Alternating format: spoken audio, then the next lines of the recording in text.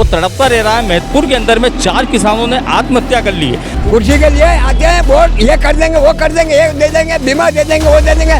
2,56,00,000 का महतपुर जैसलमेर का बीमा कहाँ गया? इसलिए कोई भी मीडिया एमएसपी की बात नहीं करता है, कोई भी मीडिया रात राशि की बात नहीं करता है, कोई भी मीडिया भावंतर की बात नहीं करता है। तो इन सब चीजों को एक ही बात है, अगर वो बीजेपी किसान को समझदार नहीं होना देना चाहती है। किसान अगर समझदार हो गया तो ये भारतीय जनता पार्टी 2 दिन भी नहीं रुक पाएगी।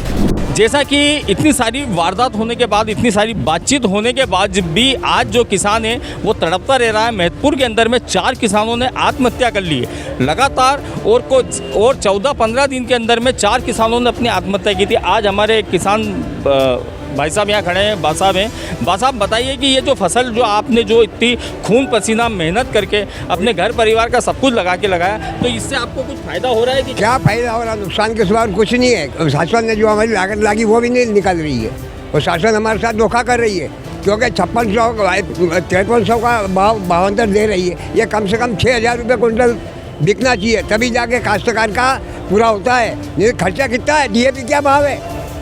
डीएपी का रेट डीएपी का यूरिया मिलता नहीं है, यूरिया लाइन में खड़े रहते हैं। शासन धोखा कर रही है। शासन को सब इंतजाम करना चाहिए, काश्तकार को मतलब सब सुख और सुविधा देना चाहिए, लेकिन सरकार लापरवाह। इनको वोट चाहिए, कुर्सी के लिए आते हैं, वोट ये कर देंगे वो कर देंगे, ये दे देंगे, बीमा दे देंगे वो दे देंगे। 2,56,00,000 का महतपुर जैसलमेर का बीमा कहाँ गया? जो शिवराज सिंह मुख्यमंत्री था उस टाइम पे मंजूर हुआ था, वो बीमा अभी तक नहीं आया। कहाँ गए? शिकवा में हो के चला गया क्या? देखो कितनी अच्छी बात और कितना दुख के साथ में इन्होंने बा साहब ने बताया है कि 2,56,00,000 का जो बीमा शिवराज सिंह चौहान के जब मुख्यमंत्री थे तब उस समय आया था, लेकिन वो कहाँ गया, आखिर क्यों नहीं पर? और व्यापारी भी आपके साथ यहाँ पे जब आप फसल लेके आते हैं तो क्या करते हैं आप? फसल लेके आते हैं, गारा लेके आया, मुझे अभी गारा मिल नहीं है। कहाँ है? देखो इधर है। हाँ, वो गारा 500 रुपये कुंटल बिका, उसमें गारा है 500 रुपये कुंटल बिका वो गारा। गारा में उसमें सोयाबीन है, लेकिन व्यापारी भी अपने मनमानी करते हैं। काश्तकार के तरफ कौन कहने वाला? मंडी अधिकारी आप लोगों को कुछ नहीं बोल? वो मंडी अधिकारी तो आए नहीं यहाँ, कोई बोले नहीं चले, कहीं नाम नहीं ले मंडी अधिकारी, सब बिका हुआ है। आप भी आइए, देखो एक और प्रताड़ित किसान यहाँ पर है। मतलब मंडी अधिकारी जो है यहाँ पर या मंडी के जो कर्मचारी कभी किसानों का सहयोग नहीं करते? नहीं करते सर, कोई नहीं करते हैं। क्यों नहीं कर पाते? वो बिक गए सर, पैसे ले लिए उन लोगों ने। अच्छा, व्यापारियों से पैसे ले लिए उन लोगों ने, और व्यापारी पूछ के भाव लगाता है। अच्छा, हाँ, उसके बाद हाँ ये बात हो रही है। देखिएगा कि भाई साहब ने बताया है कि व्यापारी जो है वो मंडी के अधिकारियों से पूछ के ही भाव लगाता है। हाँ, उसके बाद भाव लगाता है, उसके पहले भाव नहीं लगाता। आपकी बोली और भावांतर जो देते हैं उसको भाव नहीं लगाता वो, और कम भाव में लेता है। अच्छा, मैंने अभी यहाँ पे सुना भी है, कोई किसान भाई बता रहा था कि मतलब यहाँ पे जो किसान जो फसल उपज बेचने के लिए आता है तो उससे यहाँ पे पूछा जाता है क्या भावांतर के अंदर बेचेंगे? सही, राइट, सही बात है ये बात। हाँ, यही बात पूछ के लेते सोयाबीन यहाँ पे ये पूछ के। हाँ, सरकार क्या कर रही है? सोयाबीन के ऊपर जीएसटी क्यों लगाई? ये क्या मतलब कोई व्यापार है? खेती का काम है, इसके ऊपर जीएसटी कैसी?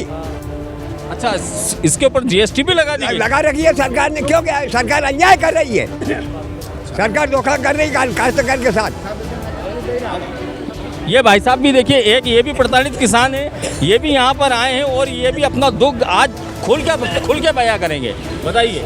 जैसे सोयाबीन के ऊपर जो जीएसटी काय के लिए उद्योग में आती है, सोयाबीन सरकार काय के लिए जीएसटी क्यों, काय के लिए सोयाबीन में जीएसटी किस बात? जहाँ तक तो ये है कि किसान के लिए हर चीज़ से, यहाँ तक कि टोल टैक्स वगैरह या ये कृषि उपकरण आप उपकरण जितने भी होते हैं वो सब फ्री में होते हैं, लेकिन उसके बावजूद भी सोयाबीन पे जीएसटी किस प्रकार की? वो सरकार सोयाबीन पे जीएसटी क्यों ले रही? मतलब जीएसटी भी लग रही है। आपकी सोयाबीन कितनी हुई होगी लगभग?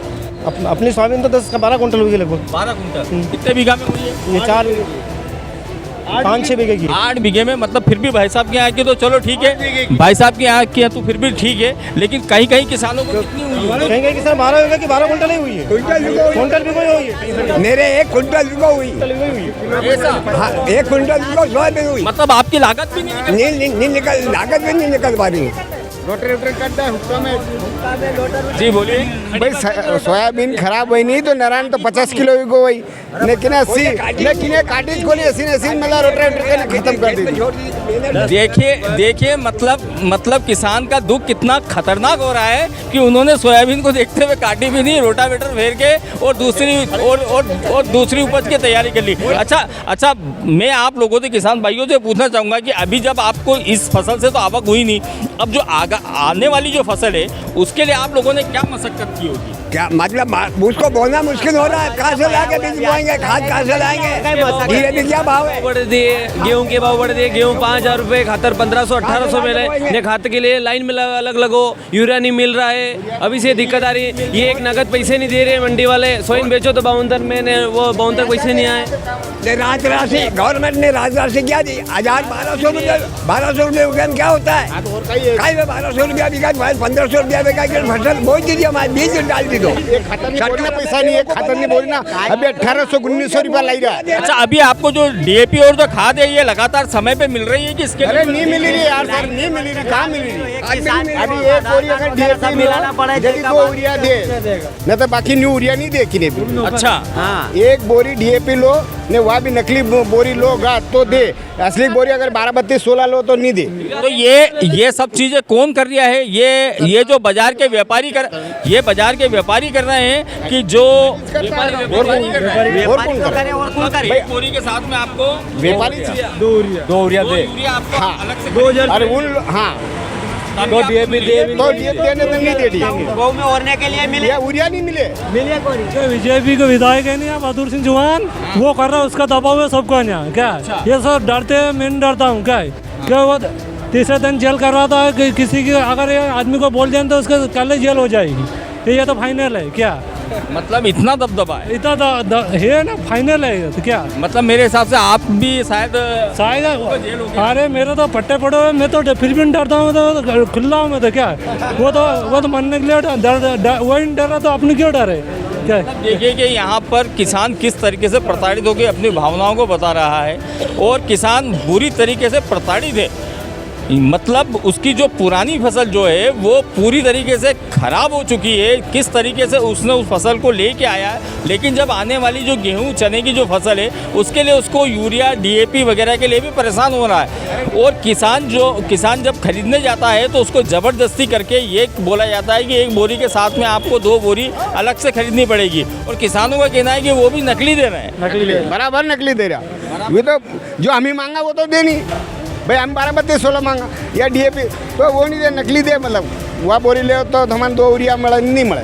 अच्छा ये सब नकली खरीदने के बाद भी आपकी जो खेत है, भूमि है, जो उसकी उर्वरक है, उसमें तो कमी आती है? आवे नहीं आवे, बराबर आवेंगे, सही माल लाखों लब मिले। इस प्रकार से आप लगातार यहाँ पर आए हैं और किसानों के लिए, किसानों की समस्या को लेकर आप लड़ते रहे हैं, किसानों की समस्या को लेकर आप लड़ते आ रहे हैं। लेकिन अभी हाल जिस प्रकार से मैंने खुद ने भी देखा और आपने भी देखा कि यहाँ पर एक ट्राली की जो नीलामी की गई थी वो सिर्फ आपको देखकर ये की गई कि उसकी कीमत जो है वो ज़्यादा बढ़ा दी गई। ऐसा क्यों हो रहा है यहाँ? पूरी तहसील के अंदर इस तरीके के राहत राशि में भी घोटाला हो रहा है। पक्ष का रोल मुझे निभाना है, समय समय पे आके किसानों की लड़ाई को लड़ना है, और हम ये लड़ाई लड़ रहे हैं। और केंद्र सरकार से मांग करेंगे कि हमारे सभी किसानों को 24 के पहले और 24 के बाद एमएसपी पर उनको भावांतर का रेट मिले। अच्छा जैसा कि आपने ये सारी बातें तो बता दी, मैं आपको एक बात और बताना चाहूँगा और आपको भी ये बात की जानकारी होगी कि यहाँ पर जो ये टीन शेड जो किसानों के लिए बनाया गया था, इसका उपयोग लगातार व्यापारी ही करते आ रहे हैं। और व्यापारियों का कहना है कि अगर हम इतनी तादाद में माल खरीदते हैं तो हम कहाँ रखेंगे। लेकिन अगर किसान जो है, अगर अपना माल अगर उसका गीला हो जाता है या वो हो जाता है दगेला हो जाता है या उसमें मॉइस्चर ज़्यादा आ जाता है तो व्यापारी कम भाव में माल खरीदता है। तो ये कब तक ऐसा हो पाएगा कि ये जो टीन शेड जो है एक लाइन में बता दूं मैं, जी बिल्कुल, बीजेपी की समस्या किसान के साथ साथ कांग्रेस के साथ साथ ये भी है कि कहीं किसान समझदार ना हो जाए। अगर किसान समझदार हो जाएगा, किसान अपना हक लेने लग जाएगा, किसान जब इस शेड में उनके साथ गलत हो रहा है ये मांग करेगा, किसान एमएसपी पर मांग करेगा, किसान राहत राशि पे मांग करेगा, तो बीजेपी कटघरे में खड़ा हो जाएगी। इसलिए कोई भी मीडिया एमएसपी की बात नहीं करता है, कोई भी मीडिया राहत राशि की बात नहीं करता है, कोई भी मीडिया भावांतर की बात नहीं करता है। तो इन सब चीज़ों को एक ही बात है, अगर वो बीजेपी किसान को समझदार नहीं होना देना चाहती है, किसान अगर समझदार हो गया तो ये भारतीय जनता पार्टी 2 दिन भी नहीं रुक पाएगी।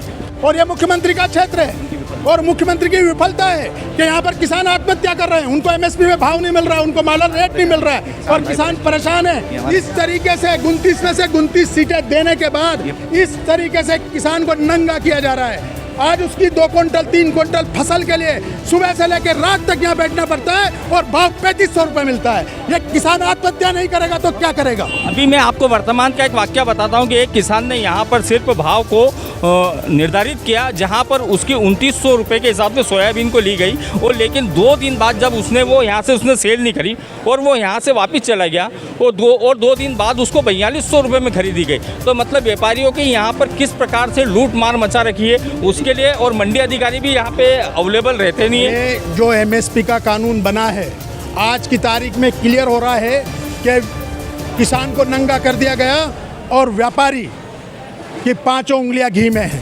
वो जो चाहे उस रेट में माल खरीद रहा है, जो चाहे उस रेट में प्लांट को बेच रहा है और किसान नंगा होकर यहाँ खड़ा हुआ है। तो किसान के लिए आत्महत्या करने के लिए कोई चारा ही नहीं बचा है। और इस सरकार को, मोहन यादव जी की सरकार, जो हमारे यहीं के हमारे जिले के मुख्यमंत्री हैं और उनके शासन में आज लोग आत्महत्या कर रहे हैं, ये बहुत बड़ी बात है। हम बीजेपी को कटघरे में खड़ा करेंगे और किसानों से आह्वान करेंगे कि वो अपना हक लेना सीख जाए। अगर वो अपना हक लेना सीख गए तो ये सरकार 2 दिन भी नहीं टिक सकती। आपने अभी जो मंडी सचिव जी से जो बात की है कि यहाँ पर जो जिसको निर्धारित कर रखा था उस विषय पे क्या बात हुई आपकी मंडी सचिव? मतलब टोटल ही घालमोल है। जब वो जो मशीन है जिससे मॉइस्चर कंटेंट देखना है वो खुद ही व्यापारी हैंडल कर रहे हैं तो फिर बात ही क्या बचती है? देखिएगा कि सबसे बड़ी बात ये कि जो मशीन है जिससे मॉइस्चर को हैंडल किया जाता है वो व्यापारी जो है वो खुद ही देख रहे हैं। तो इस हिसाब से आप देख सकते हैं एमएसपी पर सरकार को जवाबदारी है कि सरकार अपनी एजेंसियों से माल तुलवाए और जब सरकार अपनी एजेंसी मंडी कमेटी से माल तुलवा रही है तो हमारा अधिकार बनता है कि हमें 5328 का पैसा चाहे सरकार दे चाहे व्यापारी दे या भावांतर दे, लेकिन हमको पूरा पैसा मिलना चाहिए। ये मॉडल रेट और भावांतर का कोई लॉस है ही नहीं। एमएसपी के कानून में सीधा सीधा लिखा हुआ है कि सरकार की जवाबदारी है कि सरकार अपनी एजेंसियों से माल तोले और ये सरकार बीच में मंडी कमेटी को मीडिएटर बनाकर व्यापारियों के थ्रू माल तोल रही है। तो हमारा ये ऑब्जेक्शन है कि ये माल जो व्यापारियों ने खरीदा है उस पर भी हमें पूरा भावांतर मिले, जो भावांतर के अंदर तुल रहा है उसमें भी पूरा मिले और 24 के पहले भी जो मंडी कमेटी ने माल खरीदा है उसका भी भावांतर मिले और 24 के बाद का भी भावांतर मिले। ये हमारी सबसे महत्वपूर्ण मांग है। वरना महत्वपूर्ण में अगर फिर किसी किसान ने आत्महत्या करी तो उसकी जवाबदारी सरकार की, अधिकारी की और मंडी कमेटी की होगी। दोस्तों, हम जनता की आवाज बनकर सच्ची पत्रकारिता कर रहे हैं। लोगों की समस्याएं, उनके सवाल और सच को सरकार तक पहुंचाने का काम कर रहे हैं। बस आपका थोड़ा सा साथ चाहिए। इस वीडियो को ज्यादा से ज्यादा ग्रुप्स में शेयर करें ताकि हर आवाज सरकार तक पहुंच सके। अगर आप भी इस पहल में हमारे साथ हैं तो कमेंट में जरूर लिखें बी सपोर्ट। आपका शेयर ही हमारी ताकत है। ऐसी ही कोई जन समस्या या परेशानी हो तो हमसे संपर्क करें या सोशल मीडिया पर कमेंट या डीएम करें।